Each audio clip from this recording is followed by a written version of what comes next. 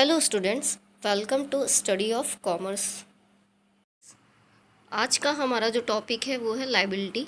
आज इस वीडियो में हम जानेंगे कि लायबिलिटी किसे कहते हैं और कितने टाइप्स की लायबिलिटीज़ होती हैं।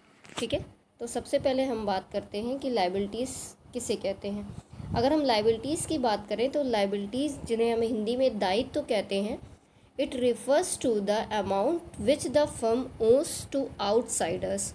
ठीक है, मीन्स लायबिलिटी बिजनेस में एक ऐसा अमाउंट होता है जो कि एक ओनर आउटसाइडर्स के लिए ही कमाता है।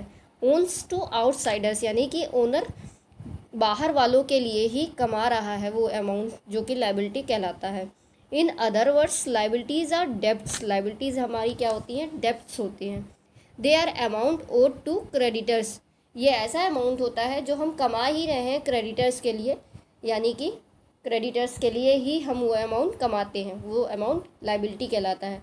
अगर हम कैलकुलेशन की बात करें तो कैलकुलेशन में liabilities is equal to assets minus capital होता है। ठीक है, अगर हम एग्जाम्पल की बात करें तो लायबिलिटीज़ के बहुत से एग्जाम्पल हैं, सच एज बिल्स पेबल हो गया, क्रेडिटर हो गया, अनपेड वेजेस हो गया। इसकी बात करते हैं टाइप्स ऑफ लायबिलिटीज़।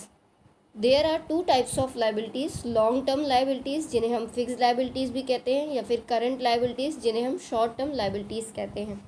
ठीक है, तो अगर हम लॉन्ग टर्म लायबिलिटीज़ की बात करें, लॉन्ग टर्म की बात करते हैं, लॉन्ग टर्म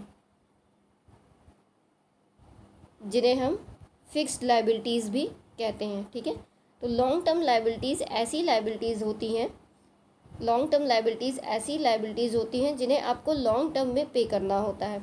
मीन्स ऐसी लायबिलिटीज़ जिसको आप लॉन्ग टर्म में पे करते हो वही आपकी लॉन्ग टर्म लायबिलिटीज़ कहलाती हैं। मीन्स जिनको आपको 4 साल 5 साल के अंदर में आपको जमा करना होता है वही आपकी लॉन्ग टर्म लायबिलिटीज़ कहलाती हैं। ठीक है, जिनको विद इन ईयर आपको पे नहीं करना होता। अगर हम एग्जाम्पल की बात करें तो इसके एग्जाम्पल हैं लॉन्ग टर्म लोन्स हो गए, डिबेंचर्स हो गए, ये सब आपकी लॉन्ग टर्म लायबिलिटीज़ में आते हैं। ठीक है, अब हम नेक्स्ट की बात करते हैं। नेक्स्ट लायबिलिटी है आपकी शॉर्ट टर्म। नेक्स्ट है आपकी शॉर्ट टर्म लायबिलिटी, या फिर हम कहते हैं करंट लायबिलिटी। ठीक है, करंट लायबिलिटी। तो करंट लायबिलिटीज़ ऐसी लायबिलिटीज़ होती हैं जिन्हें आपको विद इन ईयर पेमेंट करना होता है। जैसे कि आपने टाइप्स एसेट्स में पढ़ा था कि करंट एसेट्स होती हैं एक, ठीक है, उसी तरीके से करंट लायबिलिटीज़ होती है। करंट लायबिलिटीज़ शॉर्ट टर्म के लिए होते हैं।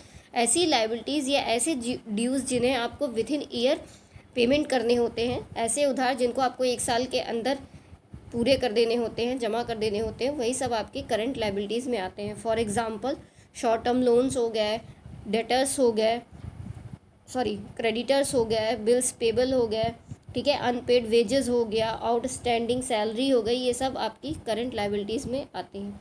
ठीक, तो आई होप आपको दोनों चीज़ें क्लियर हो गई होंगी। Thank you for watching.